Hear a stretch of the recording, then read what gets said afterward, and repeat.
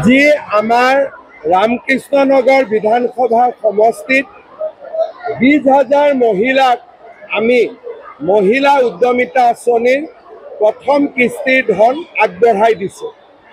10,000 টকা পাব। ভাল কৰি এই টকা খৰচ কৰিলে পৰৱৰ্তী সময়ত চৰকাৰৰ পৰা 25 আৰু 50,000 টকা পৰ্যন্ত লাভ কৰিব। মই আজি মহিলাসকলৰ যি উৎসাহ আৰু উদ্দীপনা, এই উৎসাহ উদ্দীপনা দেখি সঁচাকৈ মোৰ খুব ভাল লাগিছে। সকলোকে মই শুভেচ্ছা আৰু অভিনন্দন জনাইছোঁ।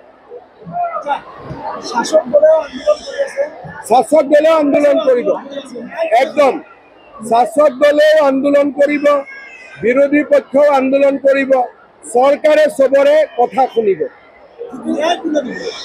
ন্যায়ালয় পলিটিক্স একদম নালাগে, পলিটিক্স বেন। এইটোৰ ওপৰত পলিটিক্স নালাগে। বৰ্তমান কি চলিছে সেইটো মই নাজানো, কিন্তু পলিটিক্স হ'ব নালাগে সেইটো মই জানো।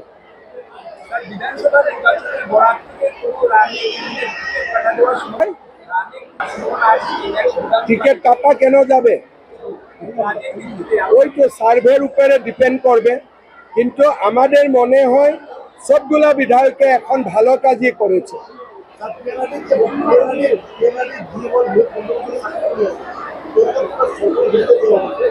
মই এটা আপনি PNRD মিনিষ্টাৰক সুধিব, মইতো লগে লগে নাজানো। যিকোনো খবৰৰ বাবে যোগাযোগ কৰক 7099017330 লগতে 7099017110 নম্বৰত।